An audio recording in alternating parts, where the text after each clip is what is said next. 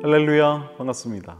오늘도 이렇게 하나님의 말씀을 사모하며 수요 성경 공부 모임 시간에 나오신 여러분 모두를 주님의 이름으로 환영하고 또한 축복합니다. 오늘도 함께 오늘 주시는 주님의 말씀을 통해 은혜 받는 그러한 시간이 되기를 바랍니다.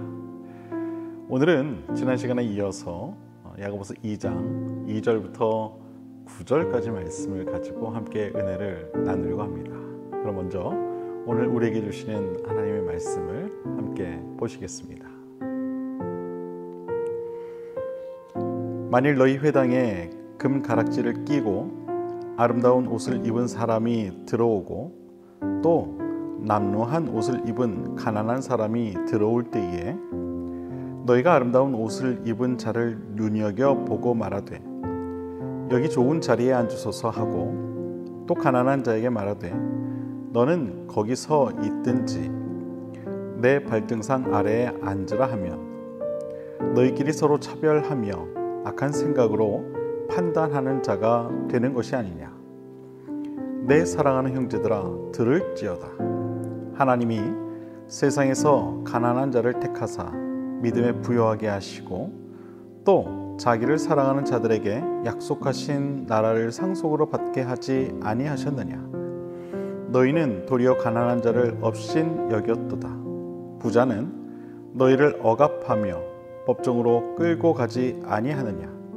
그들은 너희에게 대하여 일컫는 바 그 아름다운 이름을 비방하지 아니하느냐. 너희가 만일 성경에 기록된 대로 내 이웃 사랑하기를 내 몸과 같이 하라 하신 최고의 법을 지키면 잘하는 것이 거니와 만일 너희가 사람을 차별하여 대하면 죄를 짓는 것이니 율법이 너희를 범법자로 정죄하리라. 아멘. 오늘도 지난 시간에 이어서 이 차별에 관한 이야기를 함께 나누고자 합니다. 우린 살아가면서 가장 많이 하는 잘못 가운데 하나가 바로 상대를 대할 때 이 외모를 보고 대한다는 것입니다. 외모는 상대를 평가하는 아주 작은 부분일진데 우리는 이 외모를 가지고 상대를 평가하는 경우를 많이 보게 됩니다. 이러한 일들은 비단 이 외부에서만의 그러한 문제가 아닙니다. 교회 안에서조차 이러한 일들이 일어나고 있다는 데서 우리는 이 오늘 말씀을 통해 우리 스스로를 돌아볼 필요가 있습니다. 오늘 본문은 한 예로 이 금 가락지를 끼고 아름다운 옷을 입은 사람과 또 그 반대로 남루한 옷을 입은 이 가난한 사람을 이야기하며 만약 이 두 사람이 교회 안에 들어온다면 어떻게 해야 하는가에 관한 이야기를 합니다. 아마도 대부분의 사람들은 분명히 이 금 가락지를 끼고 또 좋은 옷을 입은 사람을 더 환대할 것입니다. 그리고 남루한 옷을 입은 가난한 사람은 그저 예의상 불편하지 않을 정도로만 대할 것입니다. 외모는 그 사람의 모든 것을 대변하지 못합니다.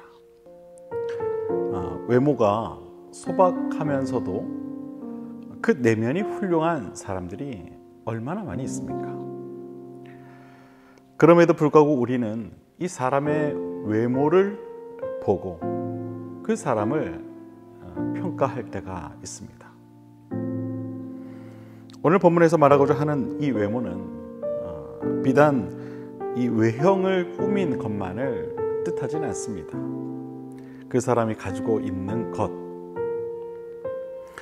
예를 들어 재물이나 학벌이나 또 사회적 위치 등과 같은 것들이 모두 포함됩니다. 대부분의 사람들은 이런 것을 가지고 상대방을 평가하고 또 그것에 맞춰 상대를 대하게 됩니다. 하지만 지난주에도 이야기한 것과 같이 사람 위에 사람 없고 또 사람 밑에 사람은 없는 법입니다. 모두가 하나님 앞에서는 동일한 존재라는 것이죠. 하나님은 우리의 외모를 보시지 않는다고 성경은 분명히 우리에게 말씀하고 있습니다. 이 이야기의 핵심은 하나님조차 우리를 바라보실 때 그와 같이 바라보신다라는 것이죠. 외모로 우리를 평가하지 않으신다는 겁니다. 그러면서 야고보 사도는 이런 이야기를 이야기합니다. 하나님은 오히려 가난한 자를 택하사 믿음에 부요하게 하시고 또 자기를 사랑하는 자들에게 약속하신 나라를 상속으로 받게 하지 아니하셨느냐라는 것이죠. 여러분, 하나님의 평가는 외모가 아닐 뿐만 아니라 오히려 가난한 자를 택하여 믿음의 부자가 되게 하셔서 그들로 하여금 하나님의 나라를 상속받게 하신다라는 것입니다. 사랑하는 여러분, 바라기는 여러분의 시선이 이처럼 하나님의 시선과 같아서 어떠한 경우에도 상대를 바라볼 때 외모로 그 상대를 평가하는 그런 실수를 하지 않으시게 되기를 바랍니다. 야고보 사도는 이 외모로 사람을 평가해서는 안 될 것을 이야기하면서 매우 합리적인 그런 이야기로 우리를 인도합니다. 그것은 바로 부자인 사람은 오히려 우리를 억압하고 또 심지어 법정으로까지 끌고 가는 그런 사람들이라는 것입니다. 이 이야기를 들어보면 참 맞는 이야기가 아닐 수 없죠. 실제로 우리가 살아가는 이 세상을 어떤 사람들이 여러분 움직인다고 생각하십니까? 바로 부자들과 같은 그런 기득권자들입니다. 그들은 절대 손해보지 않는 사람들입니다. 가진 것을 더 가지고자 세상을 그렇게 움직이는 그런 사람들이죠. 그래서 그런 사람들에게 중요한 것은 사람이 아닌 자신들이 가지고 있는 이 기득권인 것입니다. 이것을 위해서라면 평범한 사람들의 가진 것조차 빼앗으려 하는 것이 바로 이 부자와 같은 자들이라는 것이죠. 그런데 불구하고 사람들은 그런 사람들에게 머리를 조아리며 그들을 추종하는 것을 보게 됩니다.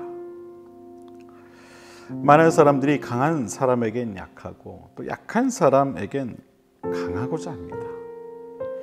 하지만 강하고 약하고는 그저 이 한순간의 바람과 같아서 항상 움직이는 것입니다. 세상에 존재하는 모든 것 가운데 영원한 것은 없습니다.